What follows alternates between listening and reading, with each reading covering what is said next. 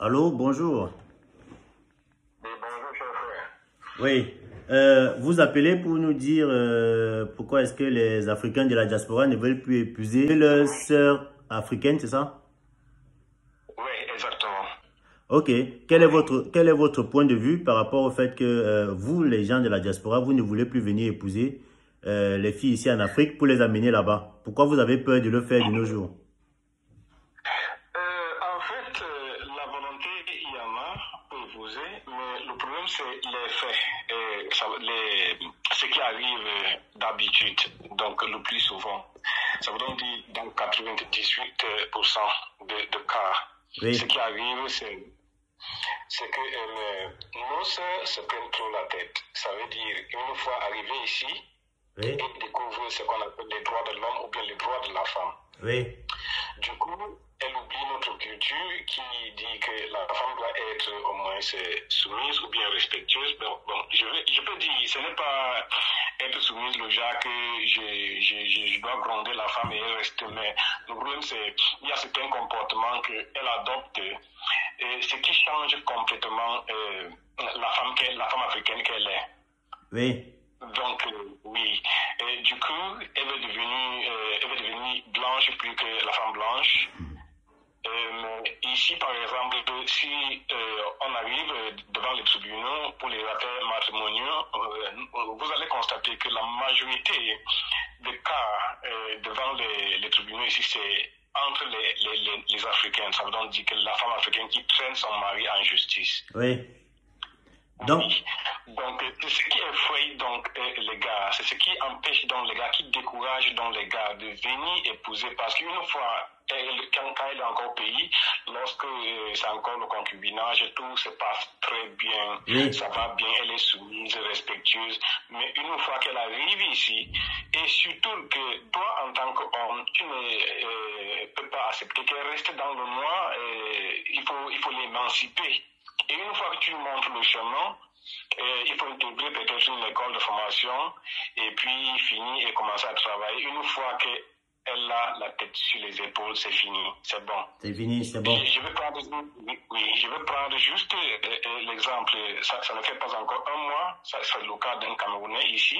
Oui, Il a fait 7 ans ici. Je vis dans la ville de Leicester. Donc, le gars a fait 7 ans ici. oui. Et il est arrivé ici par la mère. Pas sa Il s'est mère. battu, oui, il s'est battu pour rentrer au pays, prendre une femme. Arrivé avec la femme ici, il a fait intégrer dans une école de formation, donc elle est devenue infirmière. La femme est sortie de l'école le mois passé. Oui. Une fois sortie de l'école, le gars rentre du boulot, le gars retrouve ses bagages au couloir. Ah bon? Je vous dis, c'est une scène qu'on a filmée, donc en live, le gars même... Attends, c'était les bagages de qui? C'était les bagages du gars ou bien les bagages de la fille? Non, les bagages du gars. La fille a mis les bagages du gars dehors en lui disant que nous ne sommes pas en Afrique ici, donc laissez-moi vos troupes d'Africains là, tu vas chercher ta maison. Le gars essaie de comprendre pourquoi et ce que la fille lui met dehors.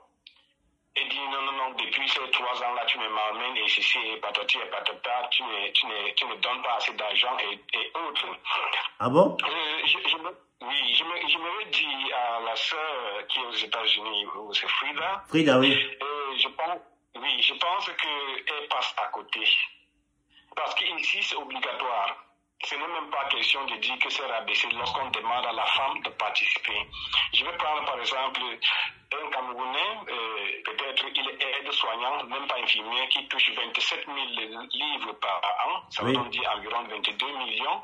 Déjà, au moins 2 000 livres pour ses taxes, ça c'est déjà un. Ça veut dire qu'il lui reste 25 000.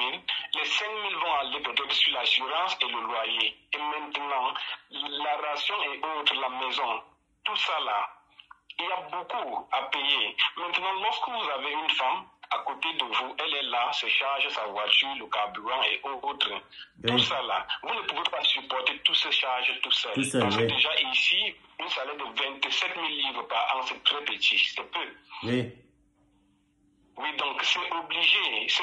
Le problème, c'est que nos sœurs adoptées... Donc, d'après vous, le problème, c'est les filles. Tu penses que les garçons aussi, ils n'ont pas une part de responsabilité sur ce qui se passe généralement dans les couples là-bas? Là, je ne dis pas que je suis pour... Je peux dire que je suis pour les droits de la femme, mais je veux dire que Oui. dans le cas de la diaspora africaine, le problème, c'est la femme. Le problème, c'est un problème de mentalité. Le problème, c'est que quand elle arrive ici, elle veut devenir blanche plus que la femme blanche. Plus que la femme blanche. Déjà, oui, elle refuse de partager les charges avec l'homme, mais en même temps, elle veut contrôler tout.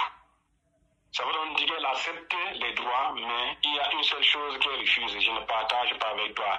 Elle te dit carrément, mon argent c'est pour moi et ma famille. Donc vous pouvez imaginer que moi je dépense environ 7 millions pour prévenir ma femme ici. Oui. Elle arrive, je l'intègre dans une école de formation, je fais les prêts d'argent à la banque. Oui. Pour payer peut-être 9 000 livres par an pour sa formation. Elle finit pendant 3 ans.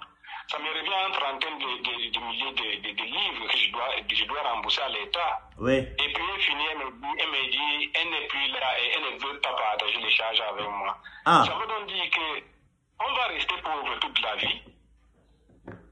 Ouais.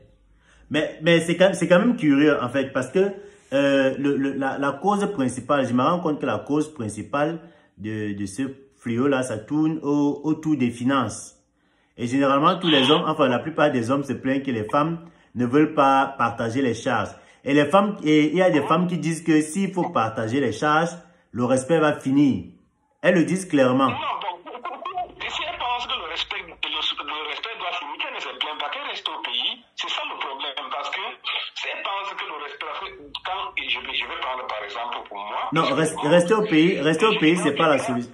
J'ai envie de faire venir une femme, mais le problème c'est, je calcule parce que j'ai déjà vécu une scène ici, sur moi-même, une sœur africaine qui venait à peine d'arriver.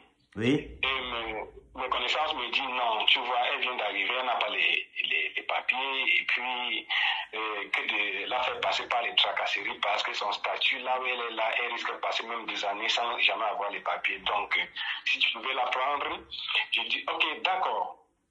Maintenant, celle-ci, elle est nigérienne. Oui. Je la prends, nous vivons ensemble. Du coup, elle n'écoute pas. Le problème ne finit pas seulement au niveau des finances. Le problème, c'est qu'elle écoute pour lui dire que maman, comme tu vois, là, il ne faut pas aller là-bas.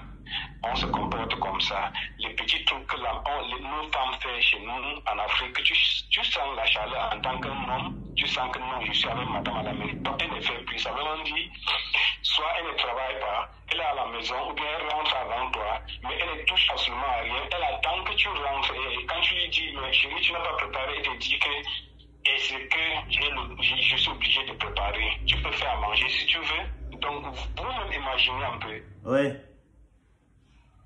Donc déjà, là, tout le goût du mariage, le problème, ce n'est pas seulement au niveau des finances. Le problème, c'est le comportement qui change entièrement. Bon, selon vous, oui, et selon vous, excusez-moi de vous interrompre, selon vous, là, quelle serait la solution? Quel est le conseil que vous pouvez passer à nos sœurs qui sont encore ici en Afrique, qui pourront être un jour sollicitées par un benguiste, et à nos sœurs qui vivent déjà là-bas, qui aspirent au mariage? Quel est le conseil que vous pouvez leur donner?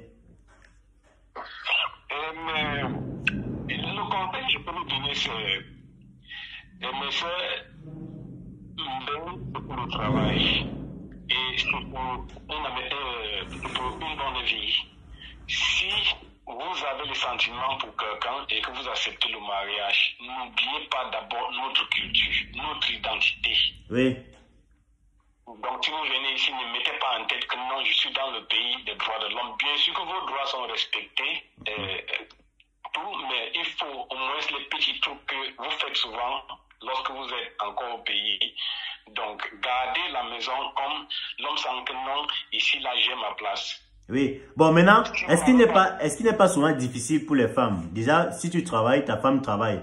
Est-ce que c'est encore possible pour elle de vraiment garder la maison, de tout faire à la maison comme si on était en Afrique? Oui, je vais prendre l'exemple.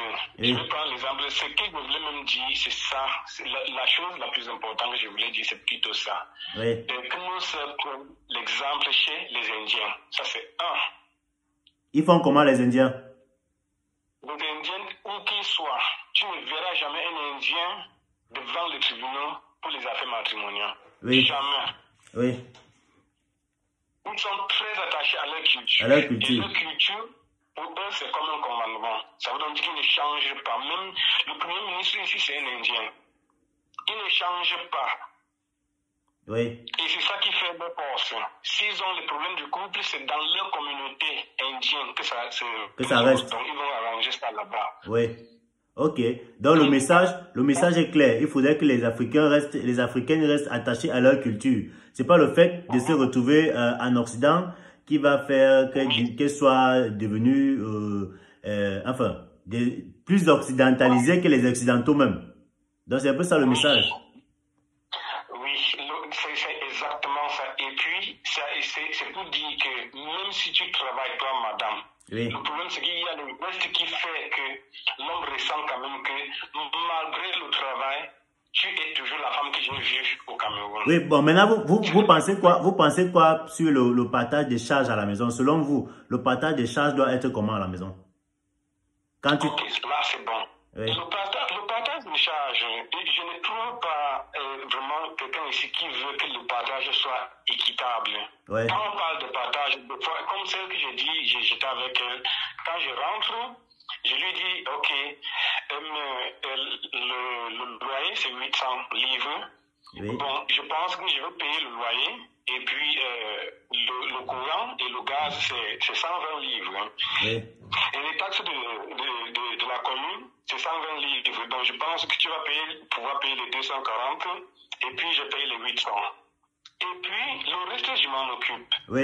Mais le problème, c'est qu'à chaque fois, elle me dit, je dois envoyer l'argent au Nigeria. Au Nigeria. Ouais. Justement, ça c'est un autre problème qu'a posé quelqu'un d'autre. Je vous en prie. Il y a quelqu'un qui a posé ce problème-là, à savoir, il y a des femmes qui envoient tout leur argent, tout leur revenu à leur famille en Afrique. Vous pensez quoi de ça? Voilà exactement là où ça blesse. Oui. Ça blesse, c'est ça qui blesse. Parce que si, je pense que le mariage, c'est quoi? Le mariage, c'est comme une union entre l'homme et la femme qui acceptent de devenir frères et sœurs, amis, tout et tout. Ouais. Ça veut donc dire on se partage tout. Il n'y a plus de cache-cache dans le mariage. Donc, je ne comprends pas comment on peut former un couple et puis tout est revenu par chez ta famille.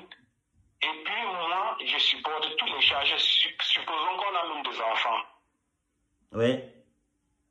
Voilà, donc, partager la charge, ça ne veut pas dire que parce que l'homme africain reste l'homme africain, c'est que l'homme africain, les blanches, ici même amis, parce que la femme travaille, mais il va toujours au moins faire les gestes pour montrer que c'est lui le coq. Ouais. Ça veut dire qu'il va toujours dépenser. Pour garder son pouvoir, pour garder son pouvoir. Oui. Donc, une fois qu'elle va sortir ses 500 livres pour participer à quelque chose à la maison, dès demain, si tu veux lui parler de quelque chose, elle va te dire non, tu sais, nous sommes ici dans le pays des droits de l'homme, je paye l'eau, tu payes le courant, ou bien je paye la maison, tu payes ceci, donc laisse-moi faire ce que je veux faire. Voilà là où ça dérange. Et là, tu ne peux plus la contrôler, tu ne peux plus lui dire quelque chose que t'écoute. Oui. D'accord. Bon, merci d'avoir participé. On espère que les uns et les autres sont en train de prendre note de tout ce qui est en train d'être dit, parce que le but c'est de trouver une solution en fait. Parce qu'il faudrait plus que... On en a marre d'entendre que les Noirs sont au tribunal tous les jours. On a fait sortir un Noir, sa femme l'a fait sortir parce qu'il y a peut-être des problèmes à la maison. Ou alors que tel ou tel s'est suicidé, parce qu'il y a aussi beaucoup de cas de suicide. Les gens qui se suicident parce que peut-être quelqu'un qui a... Il y a les gars en prison ici. Voilà, ils sont en prison, ils se suicident. À cause de ça. Donc, voilà. Si ta femme est blessée et que je te dis que tu l'as agressée à la maison, oui. Ici, surtout en Angleterre, la loi d'abord, la femme vient en premier, oui. Les animaux viennent deuxième, avant que les hommes ne viennent en troisième. Okay. Ça veut donc dire ici, on considère d'abord la femme. Donc, si elle se plaint, c'est mauvais. Et nous, c'est le fond. Donc, elle profite du fait qu'elle soit privilégiée pour faire du n'importe quoi alors. Exactement. Ok. Bon, merci d'avoir participé. Là, on va éviter que la vidéo soit très longue pour permettre aux gens de ne pas se lasser. Donc, on va donc rester en écoute. Les gens vont donner leur avis en commentaire. Et le but de trouver une solution à tout ça, d'accord? Merci. Donc, merci beaucoup et à bientôt. OneXBet. Inscrivez-vous en utilisant le code promo BRIGADE et bénéficiez d'un bonus de 200% lors de votre premier dépôt. Faites ensuite vos paris et gagnez facilement votre argent.